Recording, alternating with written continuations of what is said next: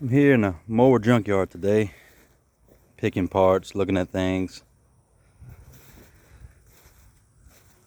What parts are usable. This was a complete mower yesterday. Now it's this.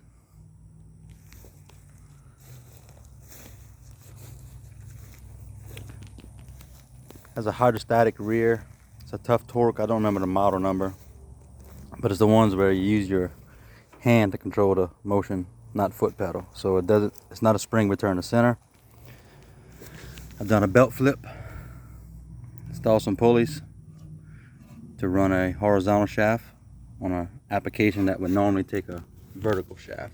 Try to get you in there. Vertical shaft comes to the pulleys to do the belt flip up to the engine. The plan with this one is to make a dump cart. Put a dump bed. I'm either gonna put a dump bed on the front, or I'm gonna cut this in half and make it articulated steering and put a complete dump trailer on the front end, where this is just a powered unit that attaches to a dump trailer. I'm not sure what direction I'm gonna go. I'm probably gonna wind up taking the fuel tank off, relocate the muffler. I have to tap in, add a fuel pump and a different air cleaner. That will allow me a lower height to put a seat on here. Right now you're sitting up pretty tall. I mean, it's manageable. I'm fine with it. So it'll be a little more comfortable and more mower-like if you can sit down lower on it. This is a motor plate from a John Deere pressure washer. I used it for the boat pattern. In fact, that was steel and it was the right width. As you can see, my motor plate slides. That's how you adjust the belt tension. The whole plate slides and tightens up the belt. I was a little concerned about doing a belt flip on such a short belt. I was worried it would wear the belt down fast. When I first put it on, I had it too tight. And you can see it started to eat up the belt. And I had a little green dust everywhere, all over the transmission. But since then, I've slacked off the belt. The belt does get warm. These are hardened pulleys that come off a standard mower. I may try to swap them out for steel later on. Now, for a one-day build, I'm pretty happy. I could have used a mower engine.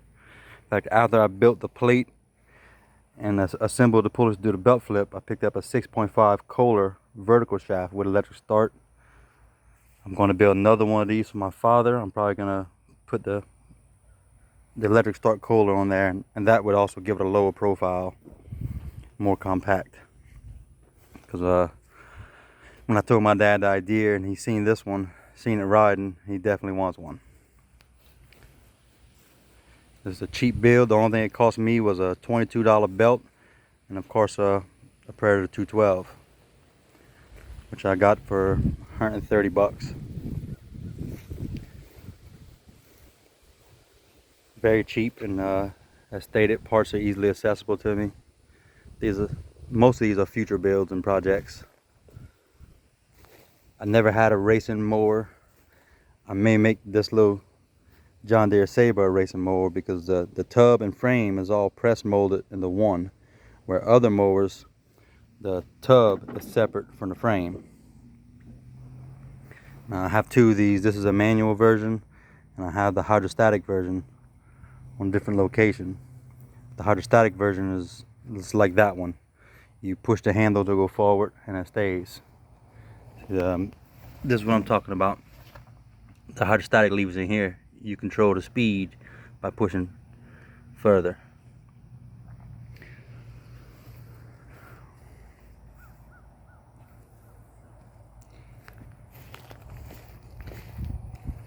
Give you a little demonstration.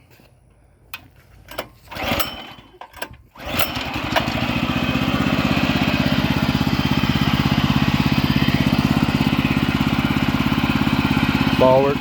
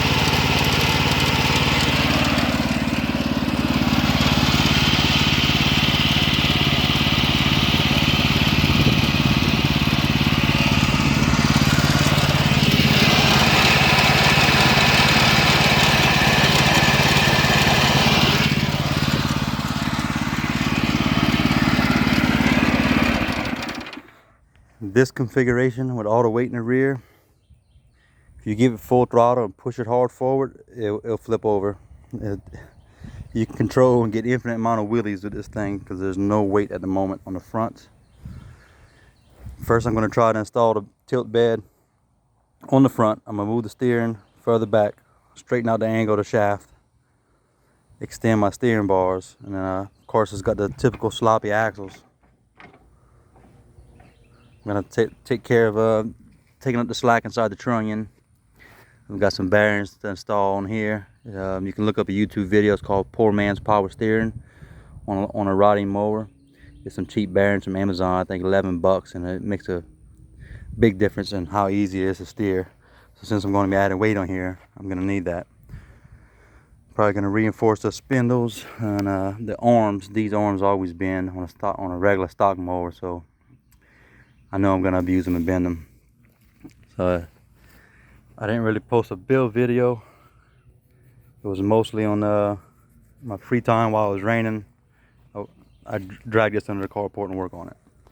Oh, and I also extended the rear 6 or 8 inches. The rear of the lawnmower usually stops about right here. So I added on the rear of another mower because I anticipated coming further back with the engine to give me more leg room and room for the dump bed, but this wound up working out fine just the way it is. I'll post more videos of progress when I get it done.